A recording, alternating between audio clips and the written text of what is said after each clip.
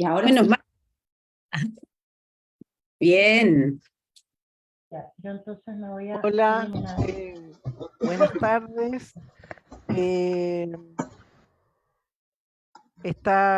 este conversatorio se está grabando. Es un placer que podamos transmitir desde el museo este conversatorio que se llama Habitar el Estrecho, el rol de Chiloé en la colonización chilena de Magallanes. Están con nosotros Jimena Urbina, doctora en Historia de la Universidad de Sevilla, el año 2006, profesora titular del Instituto de Historia de la Pontificia Universidad Católica de Valparaíso y miembro de número de la Academia Chilena de Historia. Alberto Arambur Ross, licenciado en Historia por la Pontificia Universidad Católica de Chile, realizó sus estudios de maestría y doctorado en historia en la State University of New York. Stony Brook, profesor asociado del Instituto de Historia y Ciencias Sociales de la Universidad Austral de Chile. Marcelo Mayorga Zúñiga es doctor en estudios americanos, especialidad de historia del Instituto de Estudios Avanzados de la USACH, profesor de Historia y Ciencias Sociales y académico de la Universidad de Magallanes. Dusan Martinovich Andrade es profesor de Historia y Ciencias Sociales por la Universidad de Magallanes, investigador y encargado del área educativa del Museo Regional de Magallanes. Estimada y estimados, una alegría tenerlos con nosotros y poder realizar juntos este conversatorio desde el Museo Regional de Ancud. Yo soy Mareike Van Meurs, directora del museo. Detrás de bambalinas están Janet González, que es la que coordina y teje todo esto, y Pablo Montenegro, que está apoyando en las consultas de quienes hagan sus preguntas a través del chat u otras vías. Habíamos planteado ya con los expositores y con quienes son parte de este conversatorio una metodología. Cada uno de ellos va a exponer y va a empezaría Jimena Urbina con 10 minutos sobre algunos temas que ya conversamos previamente. Dale, Jimena. Ya, muchas gracias. Bueno, muchas gracias a todos los que están escuchando, porque es un agrado poder transmitir ideas a los demás, hacer llegar lo que se ha investigado, y le agradezco también al museo, porque el museo con Mareike y Janet pasa desde hacer terrenos en arqueológico hasta estar con las tejedoras y cestería, y además todos estos temas. Así que es versátil y así se ha ido construyendo, y yo agradezco poder estar aquí. A propósito entonces de la goleta Ancud, la famosa goleta Ancud, tan significativa para Chiloé y para Magallanes. Yo quería poner en un contexto lo que puede significar, un concepto quizás tratando de ser lo más objetivo posible, porque entiendo el orgullo que existe cuando uno dice Chiloé, cuando se dice hijos de Chiloé, cuando se dice el mar y cuando se dice la cultura de la madera y la navegación. Entiendo todo lo que hay detrás, ¿no? Hay una identidad muy fuerte, y esa identidad pareciera que uno quisiera exteriorizarla. Quiero poner en contexto la proyección. No sé si será el mejor concepto o el más apropiado, pero uno puede usarlo, el de la proyección de Chiloé hacia el área magallánica. Porque evidentemente era el último lugar poblado por los españoles, y por lo tanto de un interés para intentar encontrar o para intentar rastrear la boca occidental del estrecho, que Magallanes había penetrado por la boca oriental. Era natural entonces, desde la fundación de Santiago y la proyección hacia el sur con Valdivia, por parte de Valdivia, intentar alcanzar esa boca, ¿no? Hoy nos parece tan natural, pero es tan difícil poder encontrar, o era tan complicado poder encontrar sin mapa, sin derrotero ninguno, cómo podría entrarse a ese estrecho que se había navegado 50 años antes, no, 20 años antes. Efectivamente, hubo una expedición fallida, de Pastene no alcanzó, pero sí una de 1553, un Ulloa, y una de 1557 con Ladrillero, en que en las dos ocasiones pudieron encontrar la boca occidental del estrecho, penetrarlo hasta cierto punto y volver hacia Chile, contando que se había logrado alcanzar el canal. En ese momento se entendía que lo habían logrado y efectivamente sí. Esos documentos quedaron perdidos.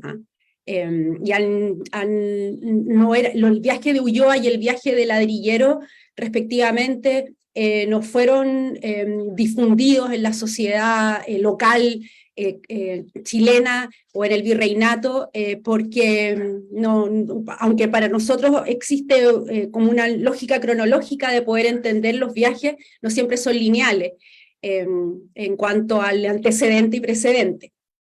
Eso por una parte. Entonces, insisto, la proyección que de Pedro de Valdivia tuvo de intentar alcanzar ese fin del mundo que había encontrado Magallanes, o por lo menos esa primera parte del fin del mundo, porque se había avistado otra tierra hacia el sur, que es Tierra del Fuego. Después de la fundación de Castro, en 1567, la proyección hacia el área magallánica no fue inmediata. Lo que ocurrió fue una reacción, pero por parte del Virreinato del Perú, al paso de Drake y sus ataques en el Pacífico, y por lo tanto la expedición de Pedro Sarmiento de Gamboa enviada desde el Perú con el objetivo de explorar. Esa exploración sí que dejó mayor documentación y mucho más nominación de lugares en esa navegación que se hacía con mucho cuidado, norte a sur, porque por lo que todos sabemos, la posibilidad de que el viento haga estrellar en unos laberintos que no se sabe dónde se va a llegar. Y por lo tanto, recién podríamos decir la proyección efectivamente con intereses geopolíticos, geoestratégicos, quizás habría que encontrarla en forma más notoria con Bartolomé Gallardo y después Antonio de Bea en la década de 1670, cuando primero desde Chiloé, desde Chacao, que era la sede del gobernador, 1674, se envió a una expedición a cargo de un chilote, Bartolomé Gallardo, a encontrar o a buscar unos supuestos establecimientos ingleses en algún punto en el estrecho, que fue seguida por una segunda expedición enviada directamente por el virrey del Perú, por lo tanto con embarcaciones y un soporte que venía desde el Perú, con un derrotero además que se había formado antes. Por lo tanto, lo que quiero decir con esto es que si uno lo piensa en un contexto, siendo retrospectivo, en realidad no todas las expediciones que conocemos hacia el estrecho tienen el mismo tenor.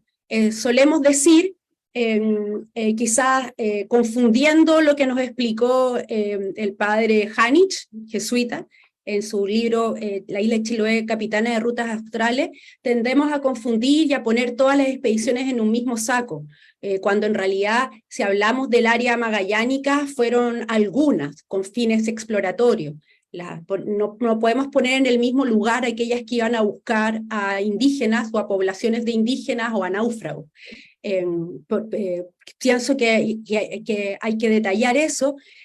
pero que, sin embargo, independiente de eso, se puso en la práctica un mismo sistema que desde Chiloé era lógico hacerlo, que era sus indios guías, sus lenguas, remeros, es decir, habilitar sacos de papa, en fin, la habilitación de una navegación que se entendía siempre riesgosa y en que además uno puede ver en la documentación cómo en cada momento norte a sur van nuevos guías, nuevas lenguas, nuevas puertas que permiten acceder a otros territorios. Eso por un lado. También como quiero recalcar la importancia de no considerar siempre esto norte a sur, ¿no? Las navegaciones son mucho más complicadas, como ustedes bien saben, y por lo tanto esta lógica norte a sur y por fuera no es la lógica de siempre, ¿no? Siempre, lógicamente, cualquier navegante intenta resguardarse utilizando canales interiores.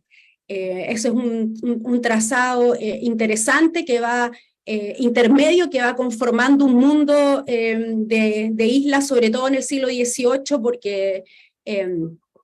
porque las navegaciones son un poco más y se hace necesario ese refugio, y porque se avanza al sur del al Golfo de Pena.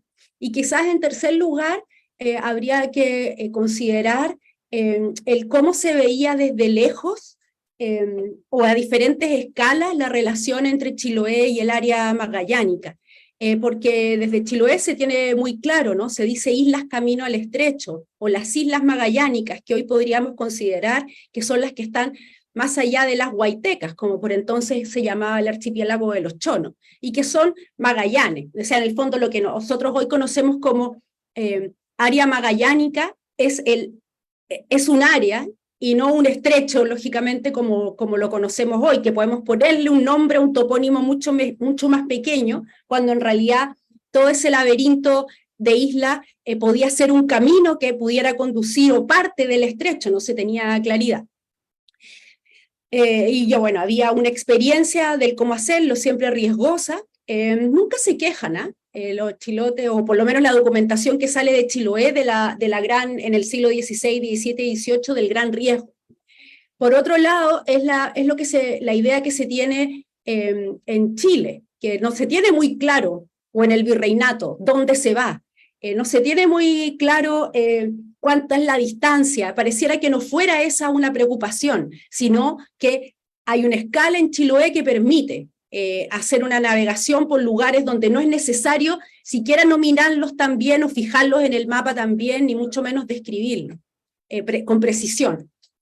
Y en tercer lugar, lo que se puede pensar desde la metrópoli, desde España o desde Londres, interesada en los territorios. Hay una imagen en cada uno de ellos, pero la imagen es aún más difusa, en el sentido que las noticias son las noticias que llegan desde las costas, digamos, atlánticas, o desde navegaciones que quizás por el otro lado, digámoslo así, Narborough, no sé, se conocen menos, pero son navegaciones o son impresiones. Sarmiento de Gamboa sigue vigente todavía el 17 y el 18 a la hora de pensar Magallanes, y que son completamente ajenas a la realidad. Se piensa, por ejemplo, que en cualquier lugar, independiente de cuál sea, podría haber un enclave inglés como la isla,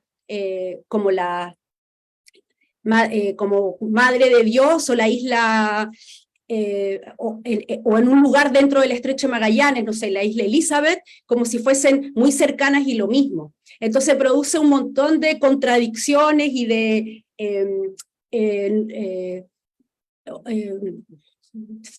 ¿cómo diría? Se oculta la verdad, no es que se oculte, se empaña la verdad sin querer de lo que se puede saber. Bueno, igual ese es otro concepto, ¿no? La verdad y la realidad en este ámbito, y hace que Chiloé tome partido. Chiloé se beneficie de eso, en el sentido de hacerse sentir la más importante, de necesitar milicia, necesitar más apoyo, necesitar mayor categoría para hacerse vigilante de aquellos territorios hacia las autoridades peninsulares.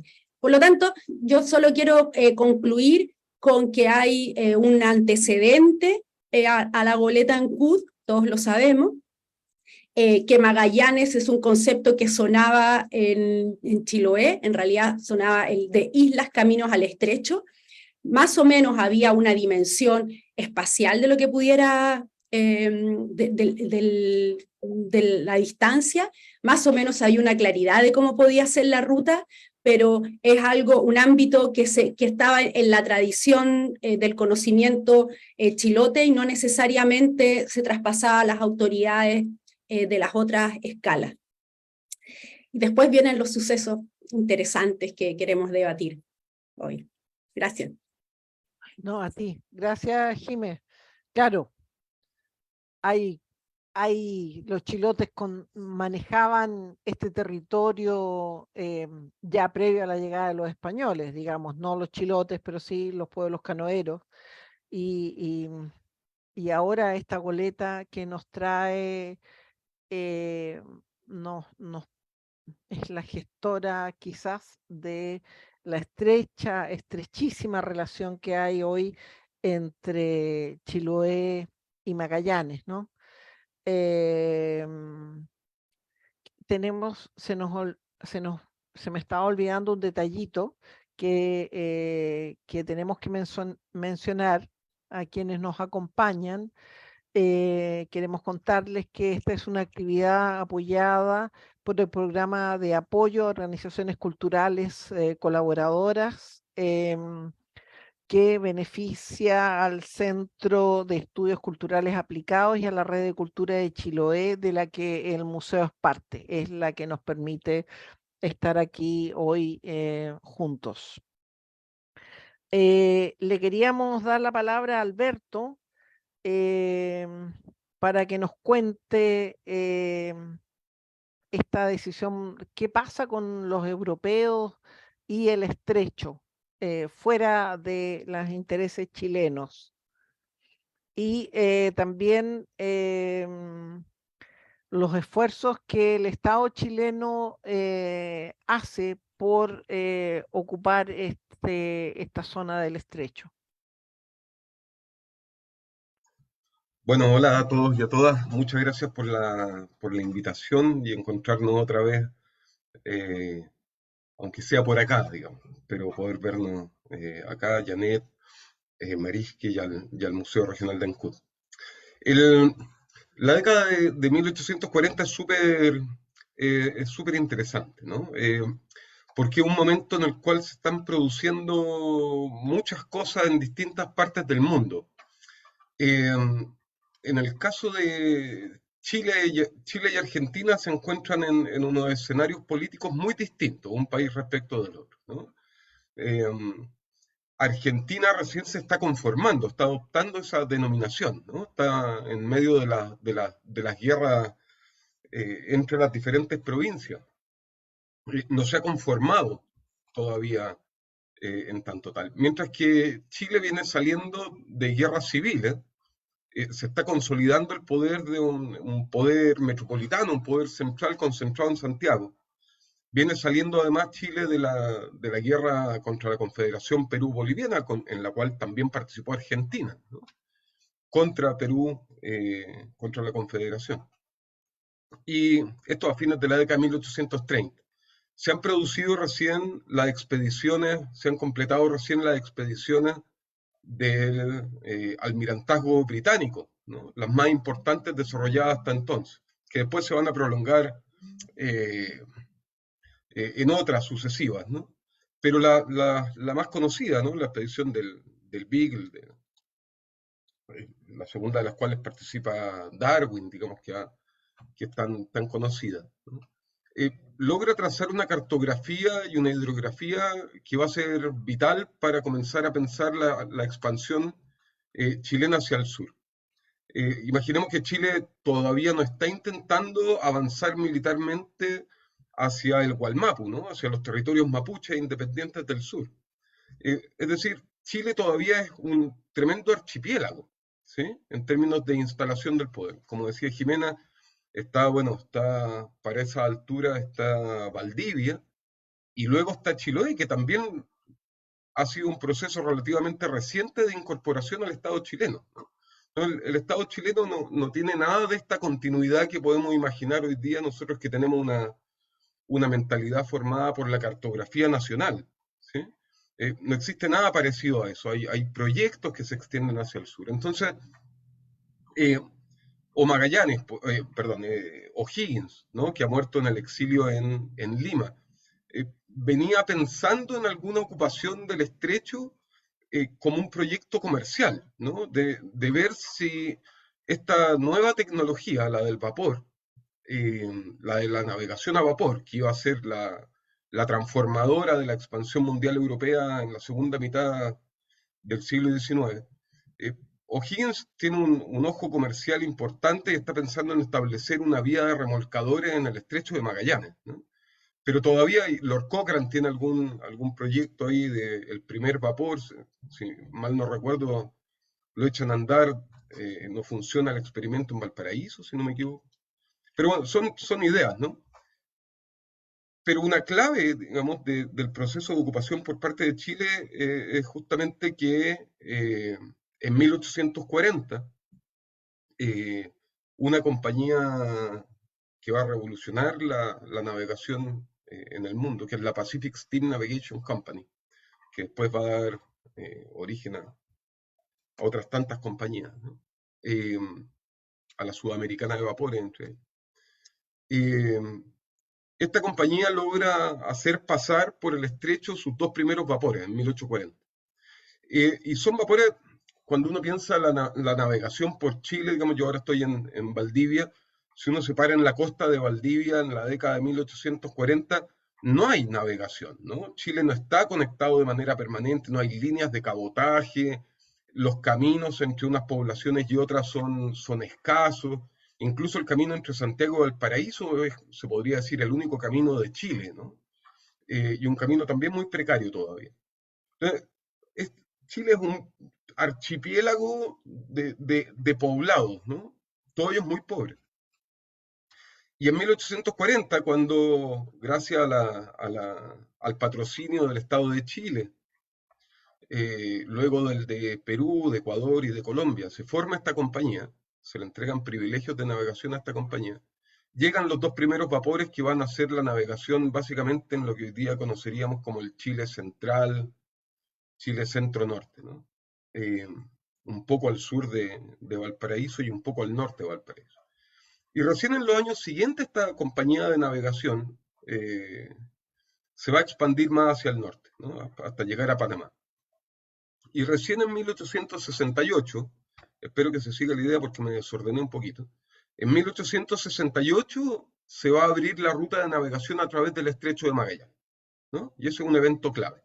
Entonces, hasta 1868, desde 1840 que llegan los primeros vapores, 1843, la ocupación chilena con la goleta Ancuta ahí del promontorio en la punta Santa Ana, Fuerte Bulnes.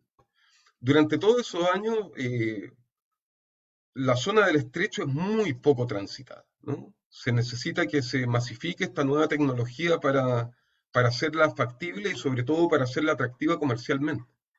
Además, no hay nada que explotar, ¿no? El comercio de lobos, de naufragios, el intercambio con los tehuelches, Uniquén, fundamentalmente. Pero no hay una actividad económica definida. Entonces, eh, Inglaterra, volviendo a tu pregunta, ahora sí. eh, Inglaterra o el Reino Unido y Francia, eh, o Estados Unidos, quizás de manera más importante, están pensando la expansión comercial hacia las costas americanas, pero todavía con mucha cautela, ¿no? No están pensando en la formación de colonias permanentes en la América del Sur, ¿no? Están involucrados en un proceso de expansión, de disputa en Centroamérica, en el Caribe, en las costas norte de América del Sur, pero no hacia el resto del continente. Hacia el resto del continente, estas potencias imperiales que recién están empezando a agarrar la fuerza que las caracterizará en la segunda mitad del siglo XIX, están pensando en la apertura del comercio, ¿no? Inglaterra en particular está rompiendo todas las barreras que había significado la época que conocemos como el colonialismo español o portugués. que permanece en Portugal. Pero están pensando en esa expansión, en una expansión que es fundamentalmente comercial, en asegurar sus rutas, en asegurar la recalada en los puertos, la colocación de mercaderías que vengan de Europa, etc. Pero es todavía, decíamos, hasta 1868, pero de manera más clara, hasta la década del 70, e incluso podríamos decir hasta la década de 1880, que se masifica la navegación a vapor, que se abarata, que se hace más eficiente. Es ahí recién que va a cobrar fuerza la ocupación chilena en el estrecho. Hasta entonces estuvo siempre en entredicho. Y los chilotes fueron, digamos, la principal fuerza en la construcción de Fuerte Bulnes, como luego en la construcción de Punta Arenas, ¿no? Y en la mantención de esa colonia que, como digo, siempre estuvo en duda para el Estado chileno si valía la pena mantenerla o no, porque salía muy cara, porque estaba muy lejos, muy desconectada, y además que cada tanto tenía estos estallidos de violencia, ¿no? Que la destruyeron casi por completo dos veces, ¿no? Entonces, no hay efectivamente un interés europeo o estadounidense por ocupar de manera permanente posiciones en el estrecho. El Estado chileno está corriendo solo. Y de hecho, más que el Estado, digamos, como lo conceptualizamos hoy día o lo visualizamos hoy día, estamos hablando de una población chilota que se asienta y que resiste a duras penas durante 30, 40, 50 años, hasta la ganadería, hasta la expansión de la ganadería ovina, ¿no? Eso por un lado. Y lo otro es que el esfuerzo del Estado chileno es un esfuerzo, como decía, muy costoso, sale muy caro para el presupuesto nacional, no tiene mayor justificación, es un gasto medio inútil y por tanto las condiciones de vida localmente son muy duras, son muy duras. Y dependen de la comunicación con Chiloé.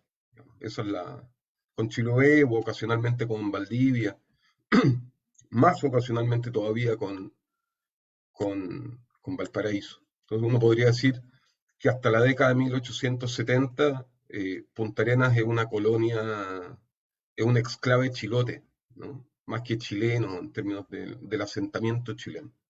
Para Chile, como digo, no tiene ni mucha importancia, es muy caro, hay una proyección, ¿sí? Pero pensemos además que todo el Chiloé continental, digamos, no hay ningún asentamiento en lo que hoy día es Aysén. Y por la costa del Atlántico tampoco. O sea, Río Gallegos, Puerto Santa Cruz son bastante más tardíos. Y cuando comienzan a existir son unos caseríos, unos puestos de comercio, digamos, no son más que eso, hasta la década de 1890. Entonces, todo ese periodo inicial es muy interesante volver a mirarlo porque hemos construido mucho mito en torno a ello, ¿no? Además, insisto en esta idea de la mirada cartográfica, nosotros imaginamos la toma de posesión por Chile del Estrecho de Magallanes, uno imagina un mapa que se extiende, ¿no? Y ese es un mapa que está vacío entre medio, ¿no? Este es un enclave o exclave, se le ha llamado también, digamos, instalado ahí, donde las condiciones de vida son realmente miserables, ¿no? Hasta la década, o incluso los testimonios de la década de 1890 de la vida en Punta Arenas, tenemos este centro histórico, ¿cierto?, de imagen y semejanza de Europa, pero la población vive fuera de ese centro y del puerto, ¿no? Y también es una población que vive en condiciones muy, muy precarias, ¿sí? Las calles son de barro, no hay alcantarillado, no hay cementerio, digamos, hasta alrededor del 1900, no hay un cementerio que pueda denominarse como tal. La cárcel, digamos, los testimonios de la cárcel de Punta Arenas es una cárcel de fuga permanente, digamos, es como, es realmente un lugar de detención, uno podría decir, ¿sí? Entonces, es muy importante destacar, digamos, que son las chilotas y los chilotes los que dan vida a un enclave en este lugar y que luego van a constituir en las décadas siguientes la base demográfica de la Patagonia toda, no solamente aquella parte apropiada por Chile, también la parte apropiada por Argentina. La base de la población de la Patagonia Austral es hasta nuestros días chilota. Y eso uno podría decir incluso no solamente con independencia, sino que también contra el Estado de Chile, ¿no? Que una y otra vez, digamos, los informes de los gobernadores, una y otra vez tienden a racializar a la población chilota y encasillarla en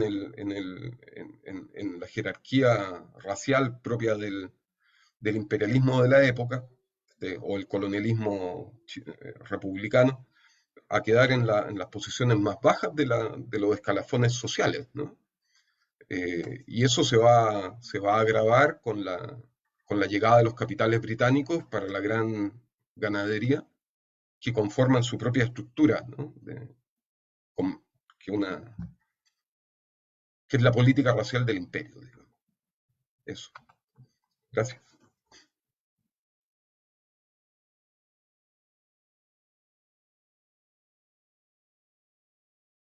Marcelo, gracias a ti, Alberto, estaba silenciada, así que no me escuchaste.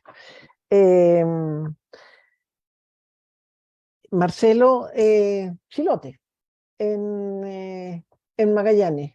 ¿Qué nos puedes hablar tú de...? Te habíamos pedido un par de cosas específicas, que era esta típica historia de la Faetón que llega al estrecho y que por un par de horas pierde del Ancud, de tomar posesión del estrecho. Y tú has trabajado más temas que podríamos empezar a desmitificar desde este espacio, ¿no? Bueno, lo primero es agradecer la invitación a ti, Marisque, y a todo el equipo del Museo de Ancud. Para mí es muy grato una persona nacida ahí en Ancud, desde Magallanes, a hablar a mi ciudad natal, algo que seguramente le debe pasar de repente a Alberto, que cuando le piden hablar o conectarse con algún seminario en Punta Arenas, debe tener el mismo sentimiento.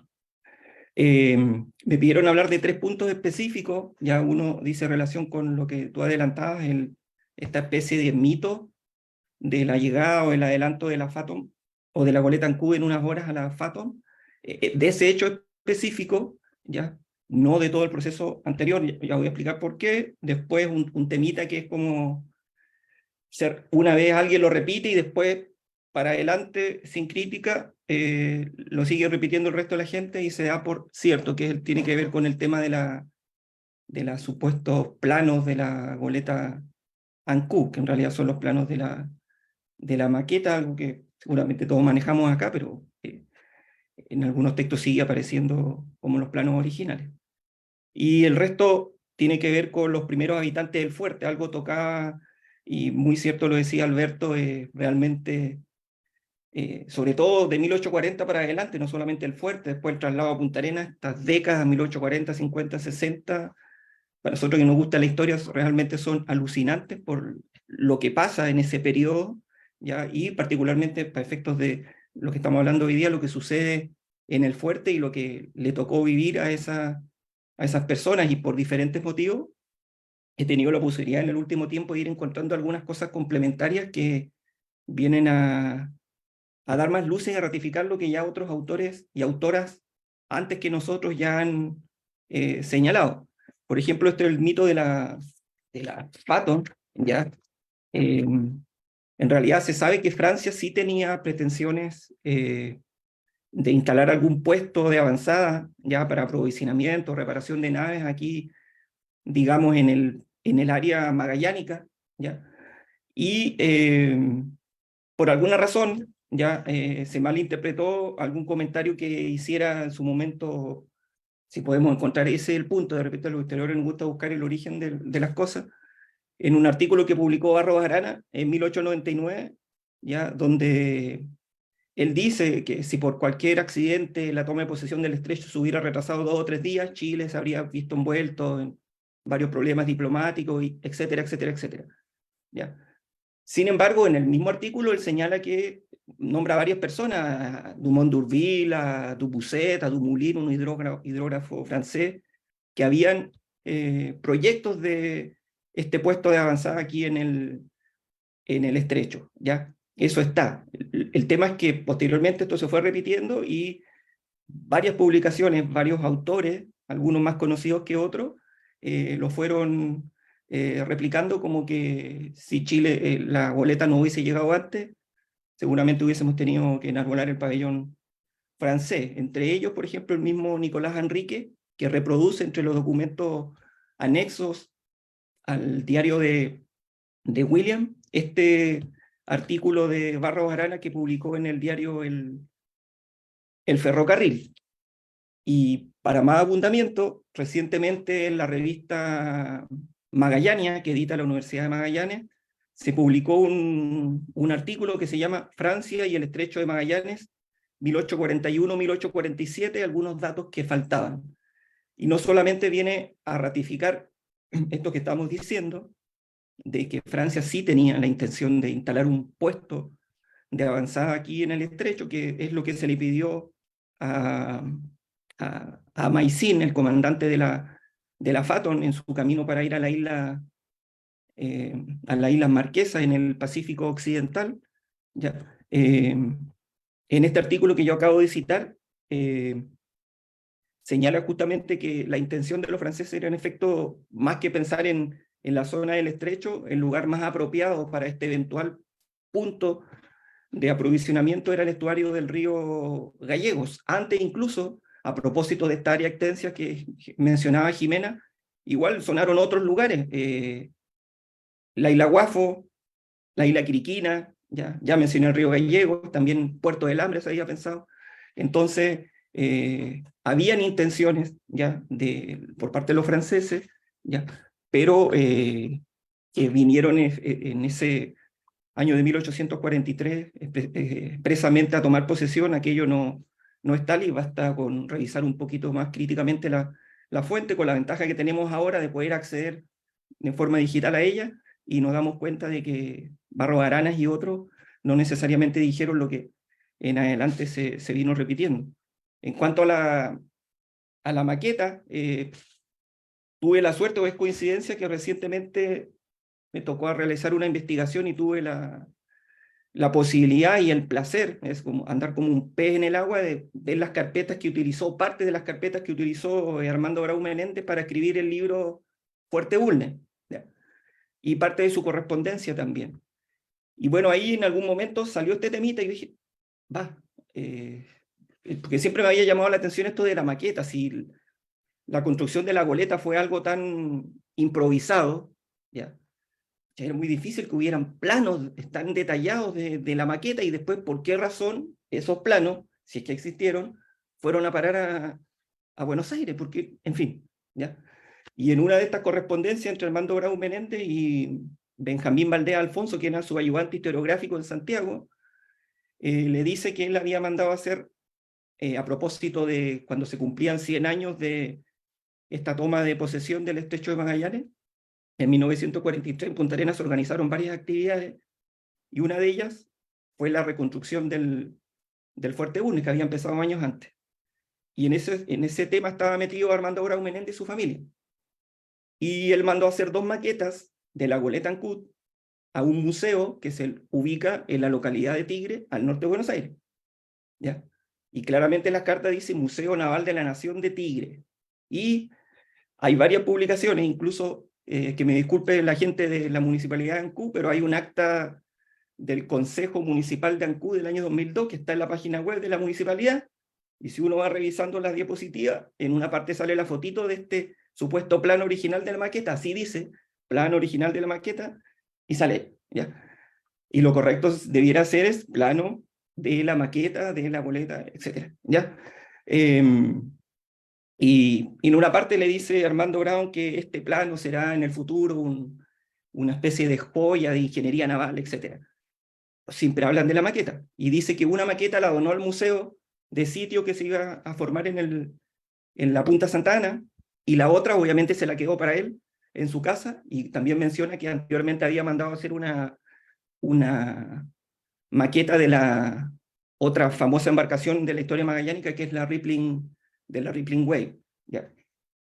Seguramente alguien se estará preguntando qué pasó con esa maqueta, la maqueta del fuerte. No lo sabemos, ya, porque muchas de las cosas de esta primera reconstrucción del Fuerte 1, algunas desaparecieron y otras creo que están en el museo, o lo que queda del museo militar en el regimiento Pudeto. Por lo tanto, si fui claro, los planos a los que siempre se habla de planos originales, si algo lo dice, no es tal, sino que son los planos originales, pero de la maqueta. Y en cuanto a los primeros años del fuerte, la gente que vivió ahí, esto es sumamente interesante, valorar eso. Ya recién antes que nos conectábamos decíamos que, o nos decían que gran parte de las páginas de la historia de estos temas se quedan en el viaje, en la expedición propiamente tal, o en el día de la toma de posesión, o el día en que se funda el Fuerte Bulnes. Pero ¿qué pasó después? ¿Qué pasó después con la gente que vivía ahí? ¿Ya? ¿Cómo sabemos qué les pasó a ellos? ¿Ya? Y es muy interesante encontrar los detalles que con los últimos años han salido. Por ejemplo, yo muestro aquí un libro que es poco conocido. Aquí voy a mostrar la carátula. No se ve nada ahí. No, se ve muy mal, pero se llama El diario de guerra del Fuerte Bulnes 1844-1850, que fue un libro editado en el año 97 aquí en la Universidad de Magallanes, que en el fondo es una colección de oficios, ya, de correspondencia entre la gente que vivía acá, los gobernadores del fuerte, con Espiñeira en Ancú y con las autoridades en Santiago. Y ahí hay mucho detalle que te sirve para saber cómo vivía la gente, o cómo, mejor dicho, sobrevivía la gente acá. Y realmente era paupérrimo el apoyo que tenía la colonia, ya esto sabido, de parte del Estado de Chile, y constantemente tenían que vivir, como se dice en buen chileno, pellejerías, esperando que llegasen los pertrechos, y más encima le llegaba mucha gente, porque había mucho naufragio, ya, y esa gente que llegaba a pedir auxilio al fuerte, se le tenía que dar comida, y de eso se quejaba, por ejemplo, Justo de la Ribera en su momento, cuando decía que no tenían ni raciones ni para ellos, y más encima tenían que darle comida a los desertores de la embarcación mercante, la Express. Por lo tanto, esos primeros años eran realmente... hay varios ejemplos que muestran que fue un periodo muy difícil para las personas que vivieron acá, y soportar las inclemencias climáticas, ¿ya? Y las carencias realmente es algo que debiéramos valorar, ¿ya? Sobre todo teniendo en cuenta que quienes hemos tenido la posibilidad de ir constantemente al fuerte, si alguna vez nos ha tocado ir sin viento, yo creo que es una vez, porque puede haber sol, ya puede estar despejado, pero siempre hay viento ahí en la Punta Santana. No me quiero adelantar a eso, que Dusan va a hablar seguramente de por qué se cambió la instalación, se decidió salir de ahí, pero realmente es muy difícil vivir ahí en la zona del fuerte. Entonces, la gente acá estaba en condiciones muy difíciles y mucha gente siempre se quería ir, ¿ya? Y también se producían problemas. En un encuentro que ustedes tuvieron anteriormente, creo que mencionaba en este caso de la señora Juana o Rosa, me corrijo tú, San Yancalagüen, ¿ya? Que muere asesinada por parte de su esposo, ¿ya? Y hay otra fuente documental que señala justamente esos detalles, ya, cuando dice que fueron dejados allá por el gobernador, uno por insolente, algo así, y los van a dejar al otro lado del río Sedger, y después a los 3-4 días la encuentran fallecida, incluso le estaban echando la culpa a un grupo de aborígenes cahuascas que estaban ahí, y finalmente son exculpados de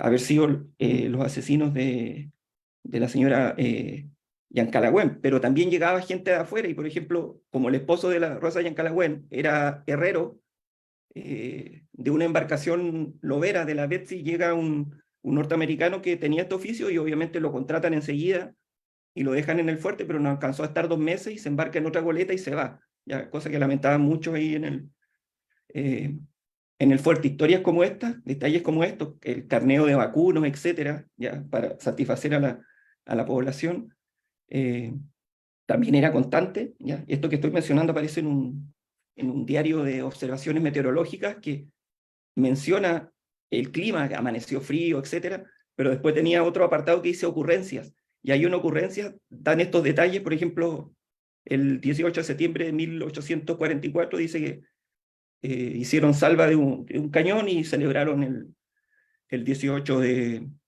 septiembre y luego el 21 de septiembre como el primer aniversario de la toma de posesión. Cuestiones como esta, hay varios ejemplos, pero doy paso a mi compañero Dusan.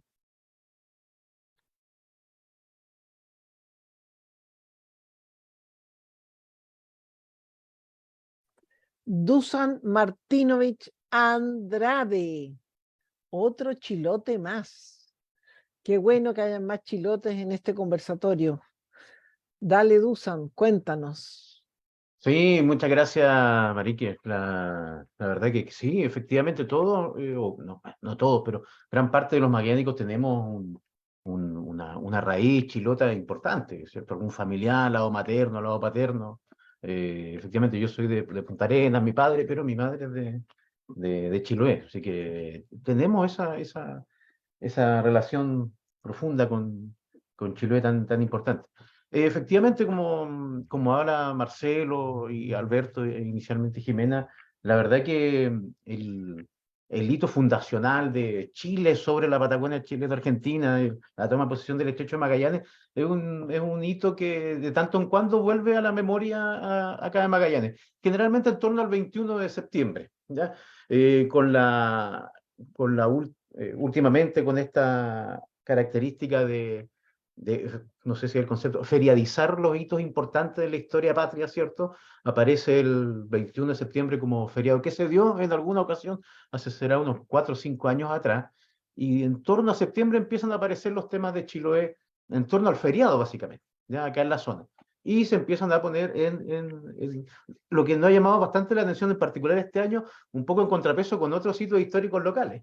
Es decir, cuando se plantea la importancia de la fecha para la región y para la región de la zona de Chiloé, la región de los lagos, eh, también se pone en contrapeso con otras fechas importantes. Por ejemplo, en este año no pasó nada con el 21 de septiembre, pero se planteó desde la autoridad central que podría ser el 21 de octubre, ¿ya? Y se empiezan a competir un poco entre Magallanes y Williams, quién se hace merecedor de un feriado regional. Y le pregunto, bueno, acá en la zona pasada, esta última semana se ha preguntado a autoridades, oye, ¿cuál fecha esta o aquella? Como tratando de una competencia, fíjate. Pero la verdad que el hito fundacional del fuerte es extraordinariamente importante. Pues nosotros los magallánicos lo tenemos eso extraordinariamente claro, ¿ya? La verdad que es un hito que la verdad no se ha publicado tanto como se esperaba. La verdad que como bien se hablaba del diario de guerra de Nicolás Enrique, eh, efectivamente el diario de guerra que hizo el Alfredo Prieto con Mateo Martins, con esta recopilación de textos, al centenario Armando Brown con esta historia del Fuerte Bulnes, que es casi una novela, ¿eh? Y bien, quizás el teatro de repente se olvida como historia un poco anexo, pero María Asunción Requena también, en los años 50 sacó una obra de teatro, Fuerte Bulnes, que marcó mucho acá a la zona. Yo recuerdo haberla ido a ver cuando niño al Teatro Municipal, fíjate, en los 80, y la verdad que nos marcaba de otra forma, ya no desde la historia, sino desde el teatro, esta ocupación chilena en el sur. Como bien hablaban anteriormente, la vida en el fuerte tiene que haber sido extraordinariamente compleja, ¿ya? No hay de qué decirlo, por la ubicación geográfica principalmente, ¿ya? Y como el primer escollo fundamental. Es decir, nuestra zona orográficamente tenemos, claro, las tierras bajas de Oriente, que vienen a ser unos 200 kilómetros de pampa, ¿cierto? Con mucho viento, muy poca lluvia, y luego viene una franja muy pequeña y muy angosta de un torno a unos 50 kilómetros, que se llama Precordillera Oriental, donde están las ciudades importantes. Está Puerto Natal y está Punta Arenas. Y no están ahí por casualidad, están porque es geográficamente y a través del clima la zona donde se puede sobrellevar mejor la vida en estas latitudes, ¿ya? Es decir, por el nivel de pluviosidad, al acceso a los recursos, el acceso al bosque. Y si tú sales un poquito de esta pequeña franja, todo se complejiza de sobremanera. Y efectivamente el Fuerte Bulnes está ahí cerca de los bordes de esta área, ya entre la precordillera oriental y ya camino hacia la cordillera o a los Andes patagónicos fueguinos. Y la verdad que si bien era un lugar que estratégicamente extraordinariamente bien ubicado, las condiciones hasta el día de hoy, como bien hablaba Marcelo, de clima y otros elementos son terribles, ¿ya? La verdad que los mismos gobernadores desde el inicio, Justo La Rivera y de sobremanera José Los Santos Mardones, desde 1847, ya con la intención de trasladar el fuerte, ¿ya? La verdad que tenemos el elemento de la escasez de agua. Si bien hay mucha lluvia, la verdad que no está la posibilidad de hacer pozos de agua, se plantea. También el forraje es muy escaso en la zona del fuerte, y también lo escribiera el mismo Justo La Rivera, dice que en la superficie hay una enmarañada de raíces que acá le llaman champas, y luego no hay más de 2 pies de tierra y llegas inmediatamente a la roca, por lo cual la posibilidad de generar una agricultura importante para sostener un grupo determinado durante un tiempo prolongado era muy escasa. Y la misma circunstancia hace que esto sea un fuerte militar, rodeado de troncos, ¿cierto? Y sea un fuerte encerrado, y la verdad que la supervivencia es imposible en un encierro, ¿ya? La supervivencia solamente es aceptada con el contacto con el exterior. Inicialmente, ¿cierto? Con los grupos aborígenes, con los aoniquén, que efectivamente también hay mucho de mito, de estos enfrentamientos, cuando en realidad hay una supervivencia del fuerte de la mano de los grupos aoniquén a través del intercambio, ¿ya? De tabaco, ¿ya? Galletas y otros elementos con carne, pluma, huevos y otros elementos que había comercio con los aoniquén. Y efectivamente la vida en el fuerte fue precaria inicialmente, ya desde la construcción misma del fuerte, que puede parecer como un elemento militar extraordinariamente importante, pero en realidad imaginémonos este peñón y la forma incluso de construir, era muy precaria. Si bien la factibilidad de tener acceso a la madera, pero sin un aserradero o herramientas importantes, hacen que se construya de una manera muy precaria, que el estilo blocado, que se llama, que son básicamente encontrar troncos de más o menos el mismo diámetro e ir cruzándolos, despuntándolos y crear estas pequeñas torres con techos de paja o de teja, ¿ya? Para lograr subir y calafateándolos por el interior con pasto o con algún elemento que prohíba el ingreso del viento. Los cercos exteriores en este estilo constructivo palo a pique, básicamente, que es generar una gran zanja en las cuales se colocaban estos troncos más o menos uniformes, una base de roca y tapado, y básicamente así hacer este fuerte muy precario, en los cual la pobreza y la necesidad era sobresaliente. Hay muchos ejemplos, que bueno, quiero aburrir con cada uno de ellos y hablar de la pobreza ajena de otros tiempos, pero efectivamente, como dice Marcelo en su intervención, la precariedad era enorme.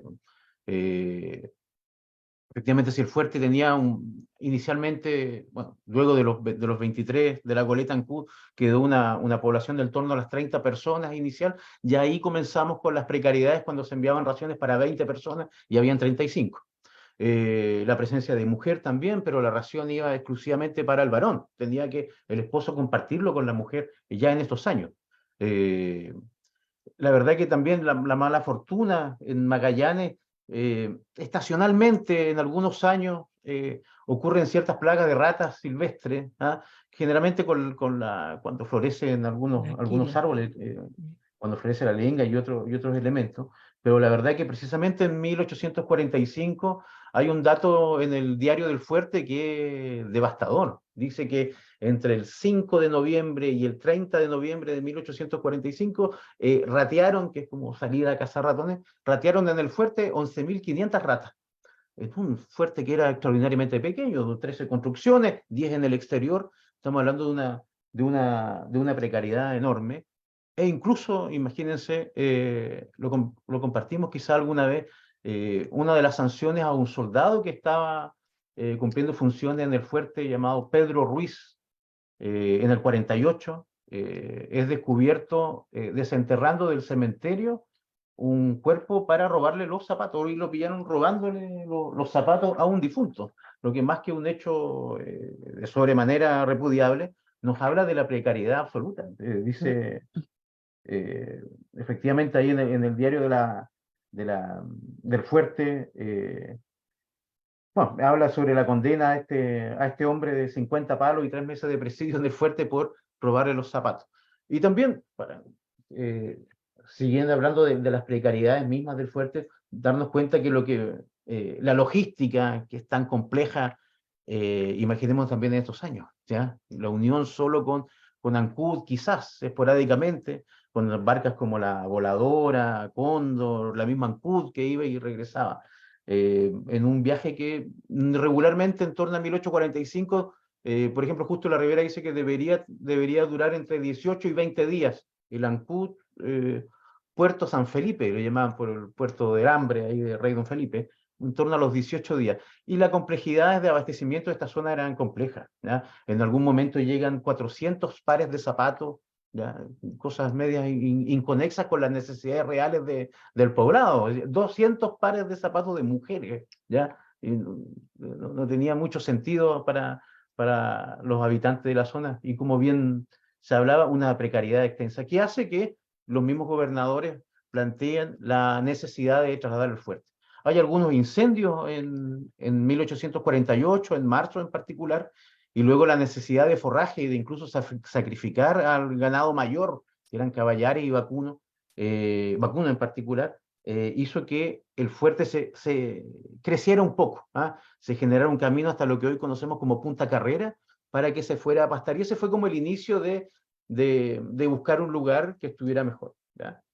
Cabo Negro, Agua Fresca y Río Bahía Sandy Point eran las 3 opciones a barajar. Y bueno, este cambio casi espontáneo se genera en diciembre del 48. Pues tampoco, recordemos que tampoco hay una fundación, no hay una fundación de Punta Arenas como cualquier otra ciudad de Chile, ¿ya? Hay unas notas que plantean que el gobernador en particular se traslada en torno al 18, porque hay una nota del 17 y una del 19, de que el 18 de diciembre de 1848 ocurre realmente este traslado por parte del gobernador. Pero también hasta los años 60, el aniversario de Punta Arenas, recordemos que era en febrero. Se celebraba el 10 o 12 de febrero del 49, como la fundación de Punta Arenas, y en los años 60, con una documentación que se encontró, en particular don Mateo, se retrotrae esta fecha, porque bueno, Punta Arenas no tiene una fundación, básicamente es un gran escape del fuerte, que ya era absolutamente complejo sobrevivir en él, no solo por los ratones y por otros elementos, sino que por la gente, y también, como habló Alberto, las dificultades que tenía el país, las guerras civiles. Ya desde el fuerte Bunda se comenzaron a traer relegados, ya presos del ámbito político, y por crímenes comunes. Y la verdad que en 1848 hay un mes, que lo anoté por ahí antes de venir, y con esto termino, perdón. Noviembre del 48, ocurren muchas fugas de presos desde el fuerte. El 9 de noviembre se escapan 2, el 10 se escapa 1, el 14 se escapa otro, el 21 se escapa otro, y el 22 de noviembre se escapan 13, ¿ya? En en ese par de semanas se escapan 18 presos en noviembre del 48 de este inicio ya de colonización penal, que era una nueva forma de colonizar el estrecho ante la necesidad de habitantes, que se empieza a dar ya en el fuerte mismo, y que fue ya la época final y un colorario a una historia bien trágica de la época. Y no solo las carencias económicas, sino que la gente que lo comenzó a habitar en esos años. Efectivamente. Gracias, Monique. Y bueno, gracias, Dusan. Creo que no hay preguntas, así que sigan conversando, chiquillos, porque bueno, Jimena, se me olvidó decir que tú eres hija de Chilote además. O sea, aquí hay una mayoría chilota impresionante, además de otro de por allá, ¿no? Yo creo que la conversa tiene que seguir y esto queda grabado, por lo tanto la gente que no está preguntando hoy o que quiere verlo después lo va a poder hacer.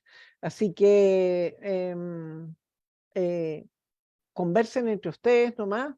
A mí me gustaría saber una cosa. ¿Cómo es la relación con la población originaria, con los pueblos indígenas en el estrecho? Uno de ustedes dijo que no, que la relación no era mala, que existía, Marcelo creo, que la relación era buena, que no había mayores problemas. Pero ¿por qué después de esto de Cambiaso, cuando llega Simón y se echan matan a Filippi y a, ¿cómo se llama? Y a Simón y a 4 más, son 5 creo, 5 o 6, ¿eso era normal o esto fue una casualidad?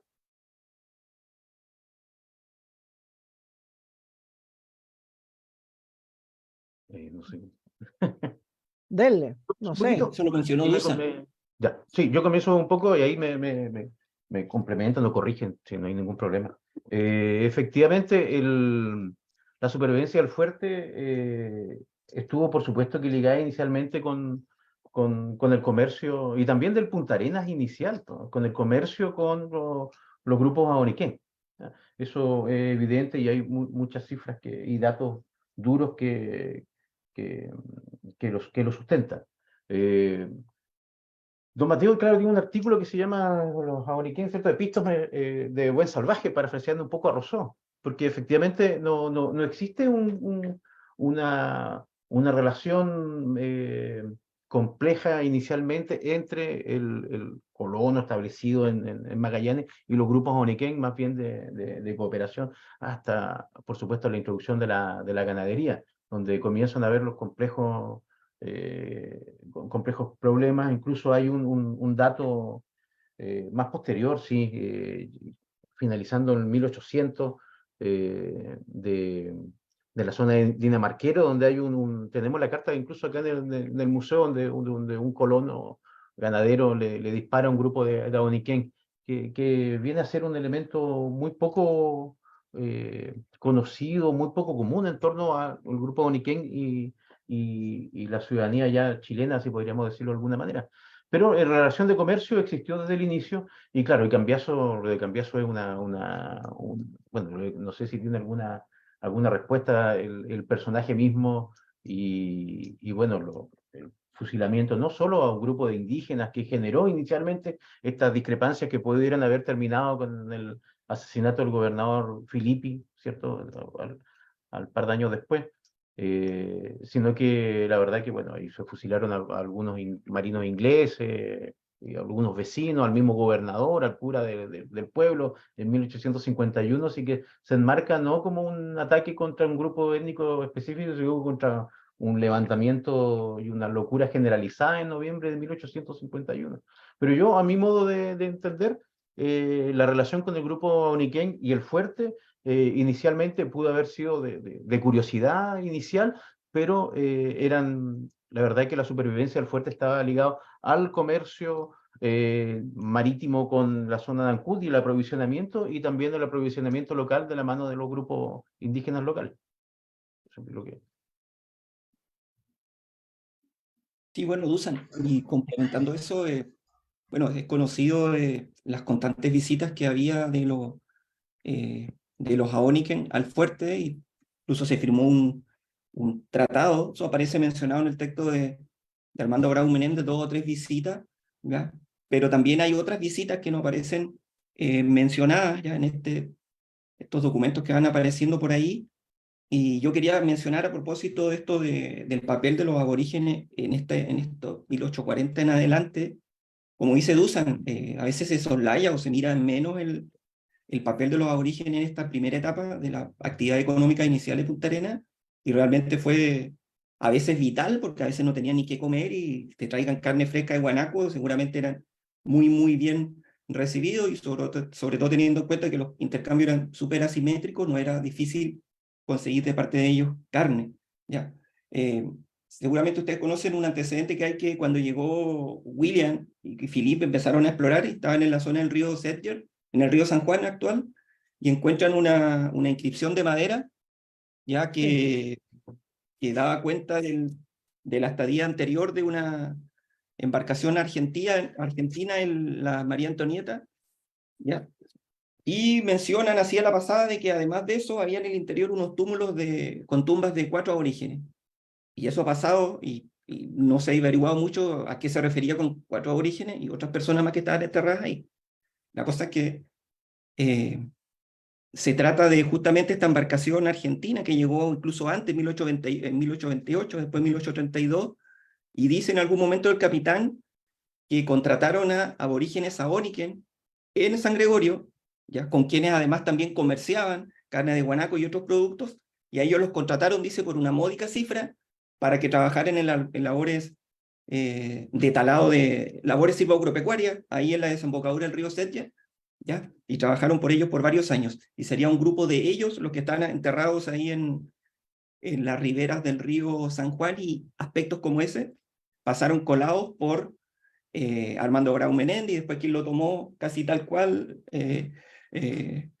Mateo Martinich, ¿ya? Y estimo que son hechos súper relevantes, una, porque marca la presencia de los Ahóniken bien al sur, ya de lo que habitualmente uno suele pensar, que están solamente circunscritos a la zona de la estepa, qué sé yo, de Cabo Negro al norte, ¿ya? Pero en el viaje de las ilustraciones, por ejemplo, de la expedición de Dumont d'Urville, se ve ahí, hay una imagen muy linda por lo demás, donde se ve ahí la presencia de aborígenes con ramas, ya en la desembocadura del río Sedgwick, ¿ya?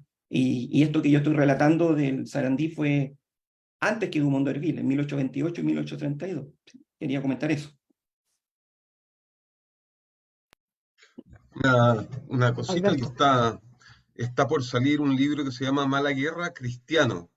Sí. Los Ahonikenk, Chile y Argentina, la disputa por la Patagonia durante el siglo XIX, de Edmundo Bustos Azócar, que es un libro resultante de una tesis, de una excelente tesis doctoral de Edmundo Bustos, que fue guiada por Jimena Urbina.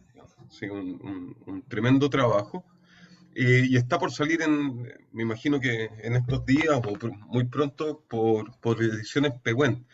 Y, y el libro, que es una reconstrucción de toda la relación entre autoridades argentinas y chilenas y los oniquencos, también llamados tehuelche o patagones, y un poco lo que demuestra es que son el actor clave de las estepas patagónicas, los oniquenc, hasta, digamos, creo que Marcelo Dusan decía recién, hasta la expansión de la ganadería, ¿no? Hasta que la ganadería ya deja las costas y se lanza devorando todo a su paso hacia el interior.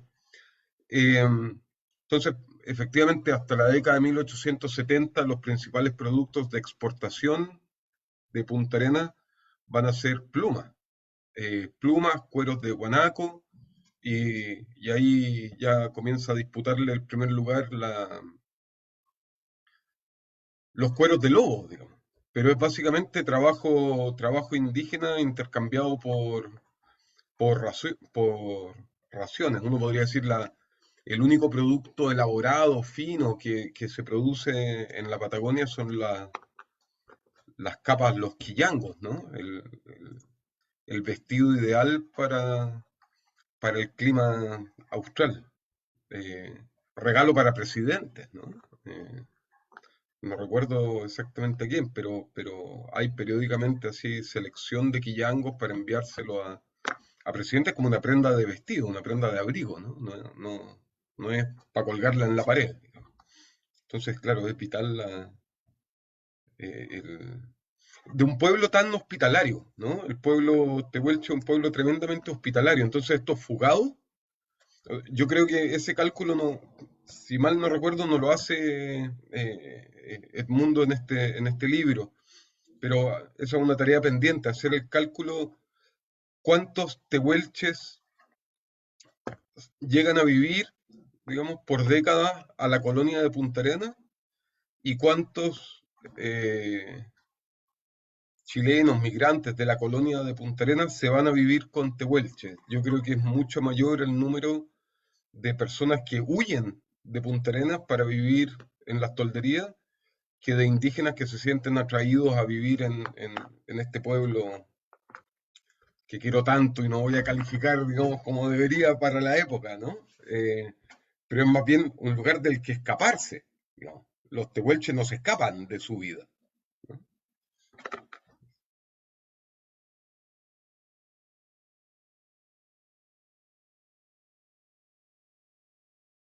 Parece que había una pregunta de alguien, Maris, que escrita dijo la Janet, ¿o no?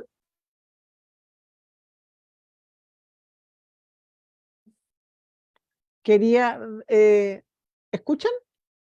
¿Escuchan? Sí.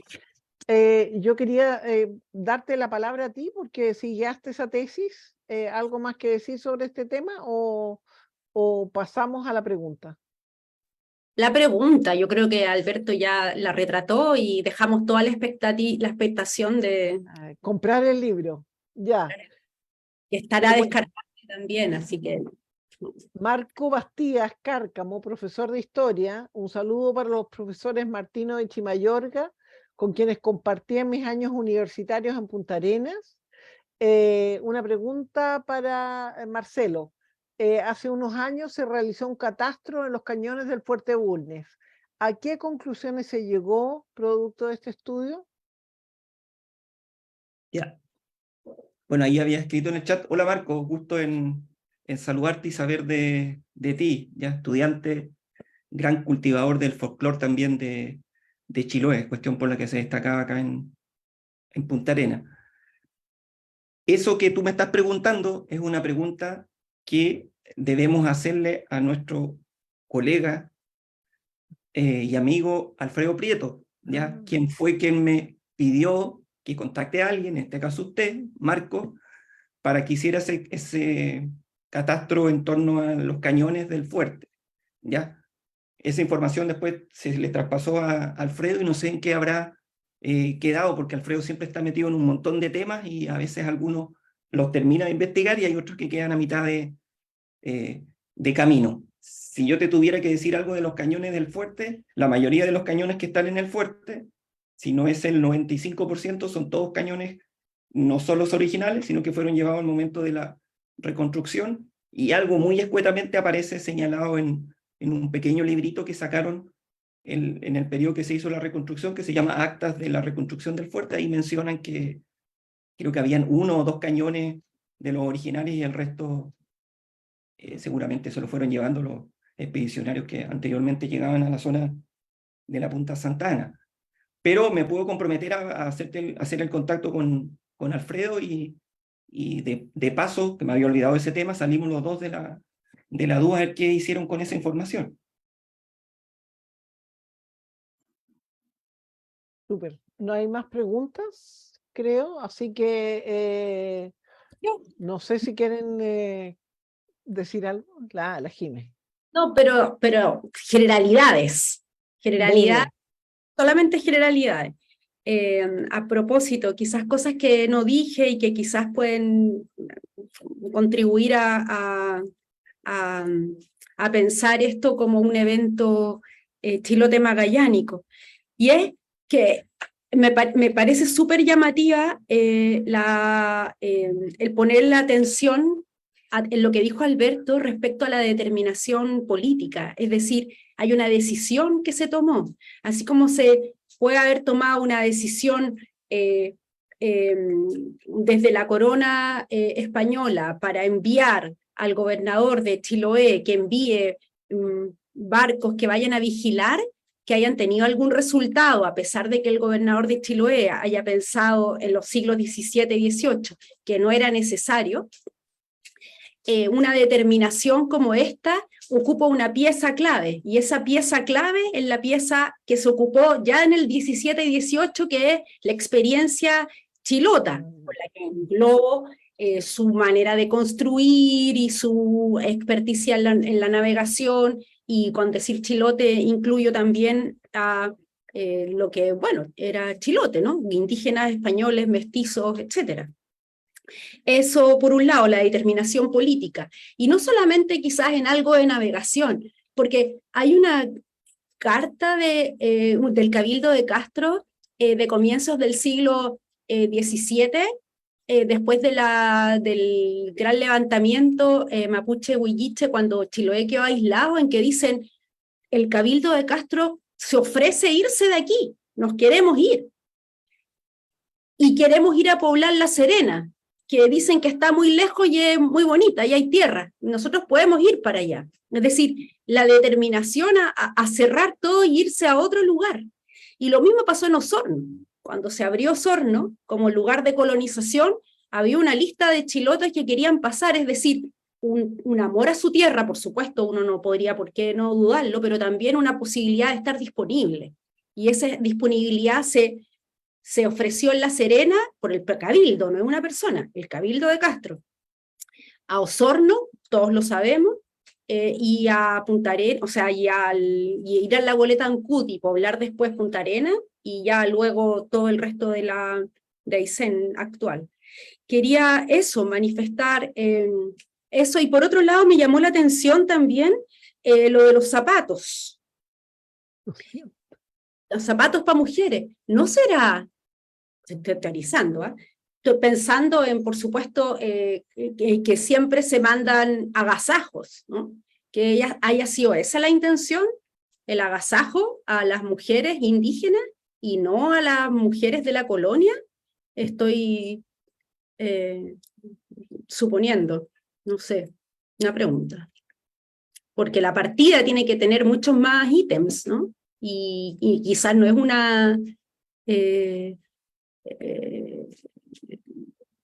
quizás obedece a eso, a una partida de agasajo, no sé.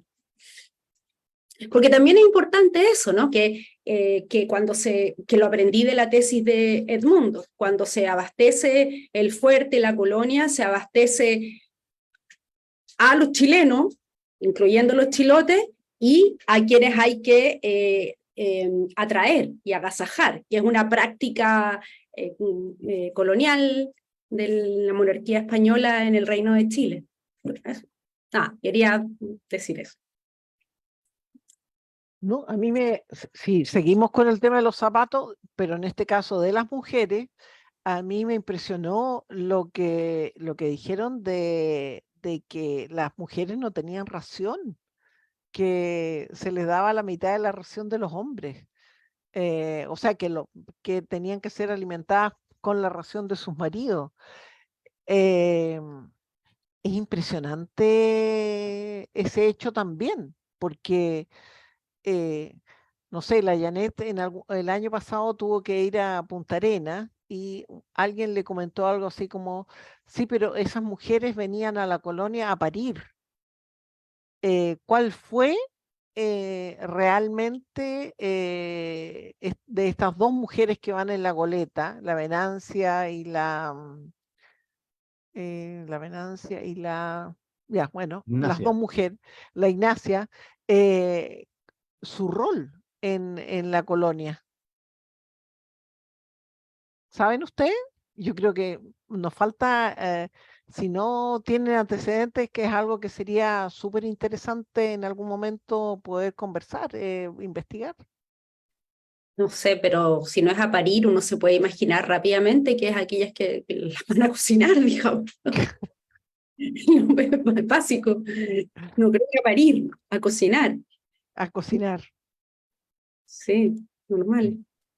Sí, los datos iniciales que no se mantienen un tiempo muy prolongado en el fuerte. Tanto Venancia como Ignacia Leiva marcan como un hito ser las dos primeras mujeres en el fuerte.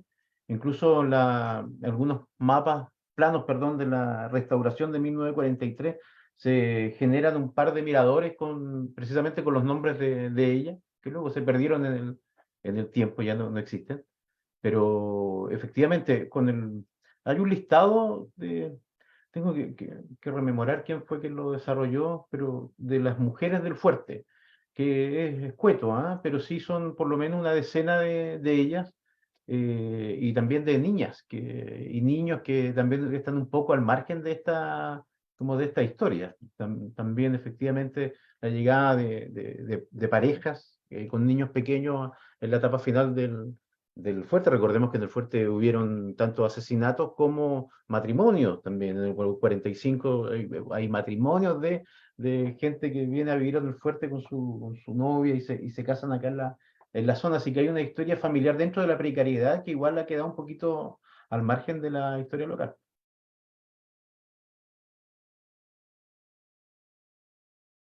Sí, efectivamente, más? Susan, hay un listado que se publicó en Magallanes hace unos años atrás, donde justamente en un documento anexo al listado de hombres, sus respectivos cargos, nacionalidad, en qué barco llegó, etcétera, la fecha, está la misma información, pero de las mujeres, ¿ya? La fecha de llegada, el mes y quién era su esposo, ¿ya? Y aparecen más de 15, está Ignacia Algueta, Ignacia Leiva, Antonio Ojeda, Antonio Aguilar, etcétera. Por si alguien lo quiere revisar, el artículo se llama Fuerte Bulnes o Quijote Filantrópico. Ahí aparecen varias de estas mujeres que sería interesante y bonito seguirle la pista. Súper. No sé, ¿se les ocurre algo más?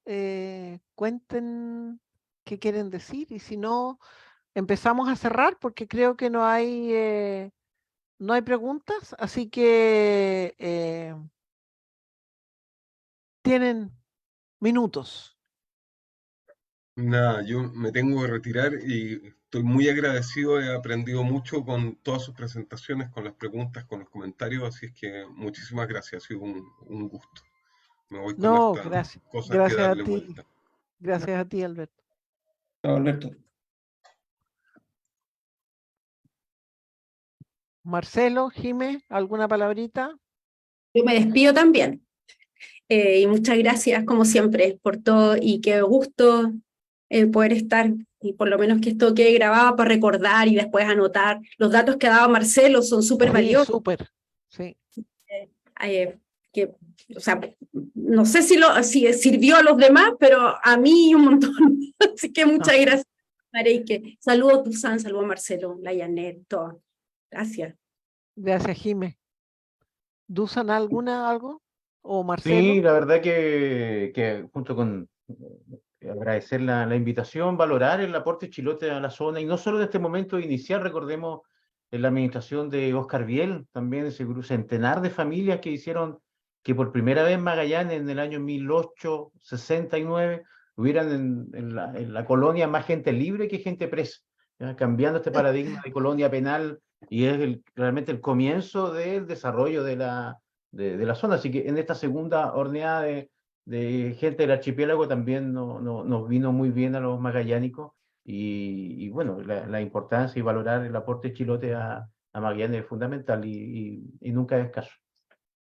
Tú Gracias, tienes Dusan. un apellido, así que orgullo por todos lados, digamos. Es la síntesis. La síntesis. Sí, bueno, yo me despido tirando otro datito que también hay un registro del diario del Fuerte que dice que una mañana amaneció, dice, estamos en la Punta Santa Ana, dice, el costado oeste amaneció escarchado. O sea, cuando hablamos de condiciones frías, ya, o invierno frío, como típico antes, siempre caía más nieve que uno lo dice ahora. Imagínense en esa época que haya dicho, no estoy diciendo que el registro no dice que se escarchó todo el estrecho, pero sí que la orilla estaba escarchada, y para que eso ocurra tiene que haber habido mucho frío. Por lo tanto, valorar. ¿Sí? ¿Qué fecha dijiste? Esto es 1844. Te doy la fecha exacta después si quieres. Mira, va a aparecer en documentos inéditos de Magallanes, pero ahí aparece ese dato, ¿ya? De que amanece escarchado el estrecho. Bueno, yo agradezco la invitación y siempre dispuesto a colaborar y a participar en este tipo de instancias. Y como dijo Alberto al principio, claro que presencialmente lo ideal, ya es lo fundamental, porque ya Preparémoslo. como que se acostumbra, pero si alguna vez se puede hacer presencial, yo feliz de ir para allá o a cualquier otro lugar que se pueda hacer este encuentro. Así que muchas gracias por la invitación y a la gente que estuvo presente. Un millón de gracias a ustedes, gracias a quienes han estado visitando o participando en este conversatorio. Seguiremos hablando de estos temas, ojalá presenciales.